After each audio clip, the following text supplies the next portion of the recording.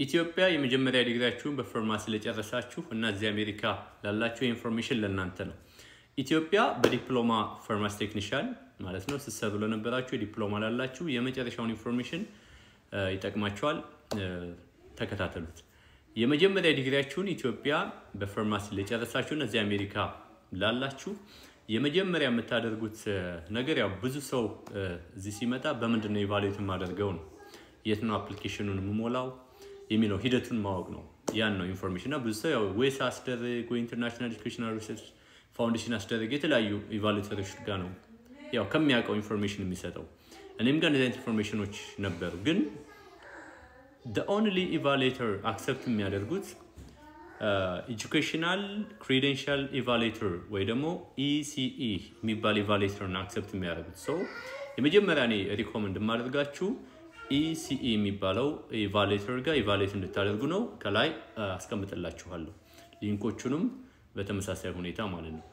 ሁለተኛ ስቴፕ ማድረግ የሚጠበቅባችሁ አካውንት መክፈት አለባችሁ። አካውንት የምትከፍቱት ምን ላይ ነው? ናሽናል አሶሲዬሽን ኦፍ ቦርድ ኦፍ ፋርማሲ የሚባለው ላይ NABP የሚባለው ላይ አካውንት ከፍታላችሁ። አካውንት ከከፈታችሁ በኋላ እዛ ላይ አፕሊኬሽኑ ነው ቀጥሏል። አፕሊኬሽኖች ትሞላላችሁ ማለት ነው። ተከ ፕሮፋይላችሁን ታስገባላችሁ። ዶክመንት ፎቶ የተለያዩ ዶክመንቶች አሉ። ሙሉን ያው ዩቲዩብ ቻናል ላይ ስለምሰራላችሁ እዛ ላይ አስቀምጠዋለሁ። ሶስተኛ ማድረግ ያለባችሁ ቶፍል ሪኳየርድ ያደርጋል። ቶፍል መውሰድ አለባችሁ። even if አሜሪካ ውስጥ ሆናችሁ ለምሳሌ ሲቲዝን ልትሆኑ ትችላላችሁ፣ ግሪን ካርድ ያላችሁ ልትሆኑ ትችላላችሁ። ግን ዲግሪያችሁን ኢትዮጵያ ከጨረሳችሁ ቶፍል ሪኳየር ዌቭ አይደረግም ነው የሚለው። ሶ ሜክ ሹር ነው ቼክ ማድረግ ትችላላችሁ።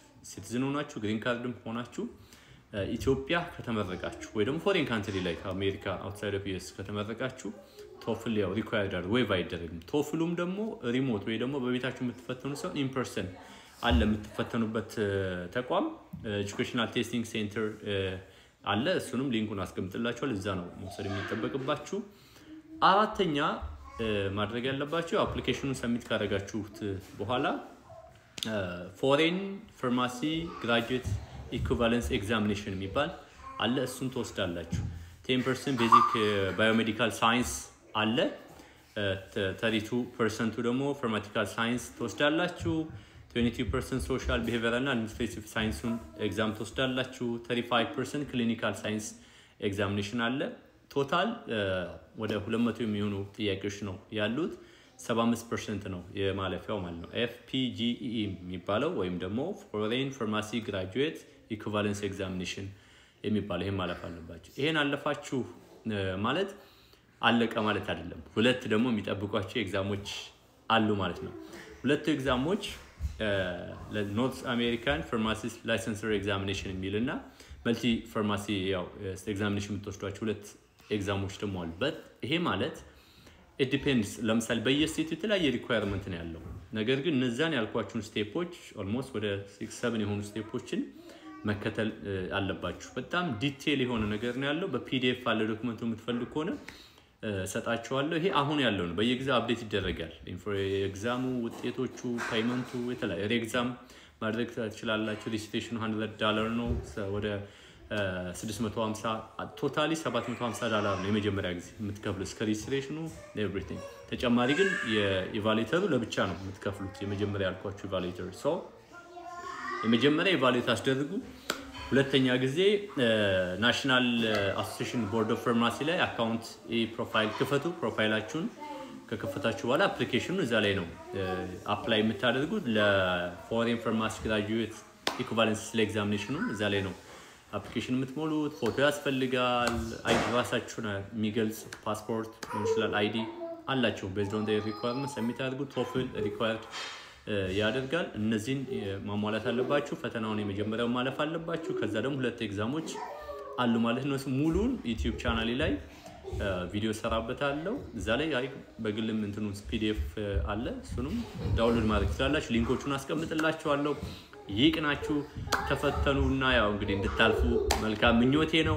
ፋርማሲ ቴክኒሻኖች ከላይ ማስቀምጣቸው ፋርማሲ ቴክኒሻኖች ያው እኔ ሪኮመንድ ማደርገው ምንድነው ስኩል እንድትሄዱ አይደለም። ከፍላችሁ $2,000-3,000 እንድትማሩ ሳይሆን CVS ፋርማሲ ላይ አፕላይ ብታደርጉ ሁሉም ስቴቶች ላይ አለ CVS ይታወቃል ሶ ይመስለኛል ግን እስከማቀው ማለት ነው ስለዚህ እዛ ላይ አፕላይ ማድረግ ይችላልላችሁ Walmart አላችሁ ፋርማሲ ቴክኒሻን ትሬኒንግ አፕላይ ብታደርጉ ብዙ ጊዜ ያወጣሉ እነሱ ጋር ወልግሪን አሉ እነዚህ ፋርማሲ ያው በትሬኒንግ ያው የሚቀበሉ ማለት ነው ማለት ላይሰንሱም ሳይኖራችሁ ተቀብለው አሰልጥነው እየከፈሉ ነው የሚያሰለጥኗችሁ እየሰራችሁ ያ ኦፖርቹኒቲ ስላለ ስፔሻሊ እኔ CVSን በዚህ ሪኮመንድ አድርጋለሁ በደም ስልጠናውን ይሰጣሉ በጣም ጥሩ ተቋም ነው ለፈተናም ያው በቂ ነው እየሰራችሁ ፕራክቲስ ያደርጋችሁ ስለሆነ እዛው ፈተናውንም የማለፍ ሁለት ኤግዛም ነው ያለው ከላይ አስቀምጥላችኋለሁ ናሽናል ኤግዛም የምትወስዱበት ሁለት እንትኖች አሉ እንደ ተቋማት አሉ ከሁለት አንዱ ላይ መፈተን ትችላላችሁ ማለት ነው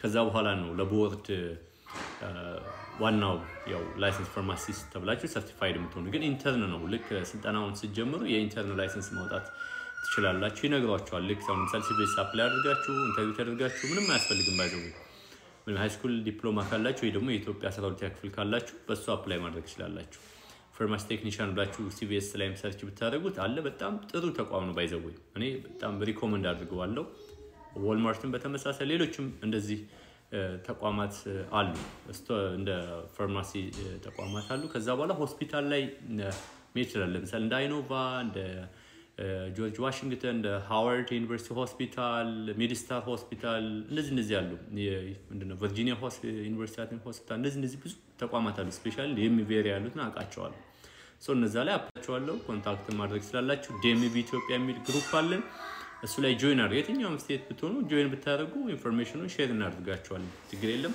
ሰላም ሁኑልኝ ይቅናችሁ ኢትዮጵያ ፋርማሲ ዲግሪ የጨረሳችሁ አሜሪካ ውስጥ መስራት ትችላላችሁ ሰላም